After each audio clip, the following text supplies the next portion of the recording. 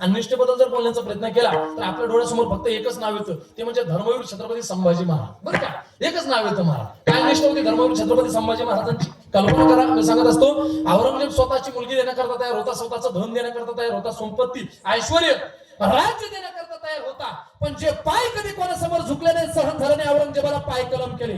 जे हात कधी कोणासमोर टेकले नाही, सहन झाला नाही, हात सुद्धा कलम केले. जी गर्दन जी मान छत्रपती शिवाजी महाराजांना सोडून, महासाहेब जिजाऊंना सोडून कधीच कोणासमोर झुकली नाही.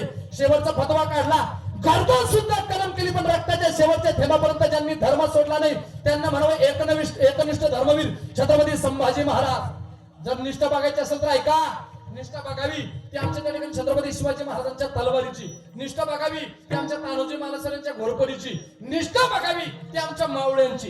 काय निष्ठा होती महाराज? तानाजी मालुसऱ्यांची घोरपड एकदा सांगितलं, दोनदा सांगितलं, तीनदा सांगितलं यशवंती जर आता गडावरून खाली आली तर शरीराचे 2 तुकडे केल्याशिवाय राहणार नाही. आणि तिच्या अंतःकरणातली सुद्धा निष्ठा जागृत झाली महाराज. आणि म्हणून तर म्हणावं लागतं, ऐका, गेला जिंकाया त्या गडा वीर तानाजी तो पुढा, शेलर महावीर धिप्पाड काढी उदे भानच मढ, जावाची टाकली घोरपड वर एक एक चढ, जावाची टाकली घोरपड वर एक एक चढ, जावाची टाकली घोरपड वर एक एक चढ, जावाची टाकली घोरपड वर एक एक चढ, केली स्वारी कोणाऱ्यावरी मावळ्यांनी जेव्हा, किनारी नामची तिरच नामची तानाजी ना देवा, थोडे होता जरी अवघडे भगवाजे ना तो फडी पडे, अर्ण शिरावे गळधडे वर एक एक चढ, जावाची टाकली घोरपड वर एक एक चढ, जावाची टाकली घोरपड वर एक एक चढ. निष्ठा बघायची असेल तर छत्रपती शिवाजी महाराजांच्या तलवारीची बघावी, राजांची बघावी. काय जीवन जगले छत्रपती शिवाजी महाराज. पत्रिकेमध्ये आता आमच्या अक्षरदादांनी सुद्धा शिवचरित्रकार म्हणून उल्लेख केला, बरं का. खूप 2 मिनिटं बोलण्याचा प्रयत्न करू. बसले टाळी वाजवा फक्त, सर्वांनी बसले जागेवर बसले. महाराज वर्णन करतात, आयुष्य असं जगावं ते राजांसारखं जगावं. बायकोच्या स्वप्नातील ताजमहल बांधणारे तुम्हाला हजारो शहाजा मिळतील, बरं का. काय बोलतो मी, लक्षात घ्या. बायकोच्या स्वप्नातील ताजमहल बांधणारे तुम्हाला हजारो शहाजा मिळतील, पण आईच्या स्वप्नातील स्वराज्य निर्माण करणारा एकच राजा होऊन गेला, त्यांचं नाव आहे छत्रपती शिवाजी महाराज. आणि म्हणून तर म्हणावं लागतं, छत्रपती शिवाजी महाराज कोणी सामान्य व्यक्ती नव्हते. तो आई शिवाजीने दिलेला प्रसाद होता, जगदंबेचा प्रसाद होता, भगवान शंकराचा तो अवतार होता, आई शिवाजीने तो दिलेला तो प्रसाद होता. म्हणून नाव सुद्धा छत्रपती शिवाजी महाराज ठेवण्यात आलं. तो काळाचा काळ होता. आणि म्हणून तर म्हणावं लागतं, जिजाऊचा बाळा, काळाचा काळ, शिवनेरीवर जन्मला, शिवनेरीवर जन्मला,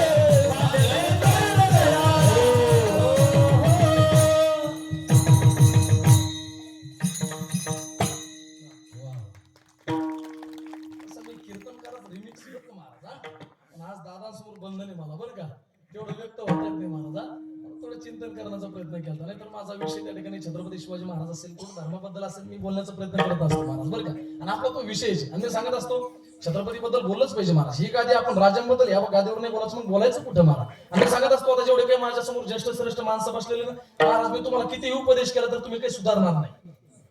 बरोबर आहे का. आणि तुम्ही बिघडणार पण नाही कारण त्या वयातून तुम्ही पार पडले महाराज आहे का नाही. त्या सुधारण्याच्या बिघडण्याच्या वयातून तुम्ही पार पडले. पण खऱ्या अर्थाने मला असं वाटतं राजांचे विचार राजांचं जीवन आज खऱ्या अर्थाने युवा पिढीवर तरुण पिढीच्या अंतःकरणावर हे संस्कार जडले पाहिजे महाराज बरं का. ही येणाऱ्या काळाची गरज आहे. त्यांच्या अंतःकरणावर हे संस्कार बिंबले पाहिजे. वर्णन करावं तेवढं कमी. आणि मी सांगत असतो मला आताच्या काळात खूप अवघड आहे बरं का. आताच्या काळातलं वातावरण असं निर्माण झालेलं आहे मला असं वाटतं जनाबाईचं एक अभंग आहे महाराज. धुंद झाला तुझा दरबार झाला तुझा दरबार पुण्यवंत पाताळ लोकिनेला दरिद्री तो भाग्यवंत केला चोरट्याचा बहुमान वाढविला कीर्तिवानाचा अपमान केला. धुंद झाला तुझा दरबार झाला तुझा दरबार. आताच्या काळातली परिस्थिती महाराज बरं का. लटिके ते रुचे आणि साच कवडा हिनं पचे विनोदाची कथा गोड वाटे बरं का. बघा महाराज हे आताच्या काळातले बरं का. आणि लोकांना जे लागतं ते दिलं पण पाहिजे बरं का. आता लोकांना आवडत नाही महाराज हा गोड असणारं वातावरण आहे. वर्णन करावं तेवढं कमी 10-5 मिनिटं शिल्लक घेतले म्हणून अंतःकरणापासून सर्वांची दिलगिरी व्यक्त करतो. मी अगोदरच अभंगाचा सरळ भाव तुमच्या समोर प्रतिपादित केला. देवाची द्वारे उभा क्षणभरी तेने मुक्तेचारी साधी येल्या हरिमुखी म्हणा पुण्याची गणना कोण करी. आपला तिसरा प्रश्न होता हरिपाठ केल्याच्या नंतर आमच्या जीवनात होणारा फायदा काय तर कळी काळ त्याशी न पाहे दृष्टी. आणि हरिपाठामुळे संतांच्या तुमच्या जीवनामध्ये झालेला फायदा काय तर समाधी संजीवन हरिपाठ संजीवन समाधीचं सुख निवृत्तीनाथांच्या कृपेमुळे हरीचं चिंतन केल्यामुळे आमच्या जीवनात आम्हाला उपभोगण्यासाठी प्राप्त झालं. पण त्या ठिकाणी महाराज ज्ञानोबाऱ्यांबद्दल वर्णन करावं तेवढं कमी बरं का. मी सांगत असतो जोपर्यंत चंद्रसूर्य चंद्रसूर्य म्हणण्यापेक्षा जोपर्यंत माझे आता बरेच जण म्हणत होते बरं का 2026 मध्ये दुनिया संपणार आहे असं म्हणत होते बरं का. हे डोक्यातून काढून टाका महाराज बरं का. दुनिया संपत नसते आणखी आपल्याला लई कुठं नाही करायची महाराज आहे की नाही. आणि दुनिया संपत असते का आहे की नाही महाराज. इतकं लवकर कशी दुनिया आताच तर कीर्तनाला लागलेली महाराज आहे की नाही. अरे महाराज आणि तारखी घातलेल्या पुढचे इतकं लवकर कशी दुनिया संपणार आहे की नाही. लोक म्हणत होते 2026 मध्ये दुनिया संपणार आहे डोक्यातून काढून टाका महाराज बरं का. मला असं वाटतं चंद्रसूर्य सोडून द्या जोपर्यंत या भूतलावर माझ्या विश्व माऊली ज्ञानोबारांची संजीवन समाधी जिवंत तोपर्यंत चंद्रसूर्य महाराज बरं का. ज्ञानोबारांचं पात्र हे सर्व सामान्य नाही. साधकांचा माय बाप साधकांनी ज्ञानोबारांना आईची उपमा दिली. नवी नवी वेदशास्त्र देते ग्वाही म्हणते ज्ञानाबाई आमची आई किंवा ज्ञानराजे माझी योग्यांची माऊली. सांगवे महाराजांसारखे योगींनी आई म्हणावं किंवा ज्ञानाबाई माझी अनाथाची माय. सर्वांनी ज्ञानोबारांना आईची उपमा दिलेली. असे असणारे माझे विश्व माऊली ज्ञानोबारांचं जीवन आहे. आणि ज्ञानोबारांनी तुमच्या आमच्या करता सरळ सोपा असणारा मार्ग निवडून काढलेला आहे. पण जास्त चिंता करत बसू नका. देवाचं भजन करा. भजन केल्याच्या नंतर आपल्या जीवनात अधिकार प्राप्त होतो. मनाचं बोलत नाही याला पुरावा आहे. कोणता ज्ञानदेव म्हणे व्यासाची खुणा आणि द्वारकेचा राणा पांडवा घरी. त्या ठिकाणी मला सर्वांनी आपल्या जीवनामध्ये चिंतन करावं भजन करावं नामस्मरण करावं. सर्वांच्या चरणावर साष्टांग प्रणिपात करतो. पुनश्च एकदा अगदी परमपूज्य परम आदरणीय महंत 1008 अगदी मला असं वाटतं आपल्या संस्थांचे अध्यक्ष आपल्या सर्वांचं त्या ठिकाणी श्रद्धास्थान असणारे परमपूज्य गुरुवर्य दादा ते मला असं वाटतं दादांनी कीर्तन करण्याची संधी दिली सेवा करण्याची संधी दिली. मी माझं भाग्य समजतो. दादांच्या चरणावर साष्टांग प्रणिपात करतो. दादांना वंदन करतो. अगदी दादा असतील दीपक बाबा असतील या महात्म्यांच्या आज कीर्तनाला उपस्थिती आहे. दादांना अंतःकरणापासून मनोभावे त्या ठिकाणी साष्टांग प्रणिपात करतो. अगदी कीर्तनाला उपस्थित असलेले सर्वच मायबाप श्रोते मंडळी मी अगोदर सांगितलं तुम्हाला काय उपदेश करणार महाराज. माझ्यापेक्षा ज्ञानानं अधिकारानं आणि वयानं सर्व त्या ठिकाणी मला असं वाटतं अधिकारानं सर्व त्या ठिकाणी श्रेष्ठ आहे महाराज बरं का. आदरणीय महाराज सुद्धा आज कीर्तनाला उपस्थित बरं का. महाराजांना सुद्धा अंतःकरणापासून वंदन करतो. अगदी बहुसंख्येने आमच्या माता मावल्या असतील पुरुष मंडळी असतील. आज आपल्याला या नामयज्ञ सोहळ्यामध्ये अखंड हरिनाम सप्ताहामध्ये मोठमोठ्या कीर्तनकाराची कीर्तन आपल्याला श्रवण करण्यासाठी प्राप्त होणारे मिळणारे. अगदी उद्यापासून आजचं सोडून द्या महाराज. आज पत्रावळी टाकायचं काम होतं आपल्याकडे बरं का. आपण ते टाकण्याचा प्रयत्न केला पण उद्यापासून तुम्हाला मोठमोठ्या दिग्गज कीर्तनकारांची कीर्तनं ऐकण्यासाठी मिळणार आहे.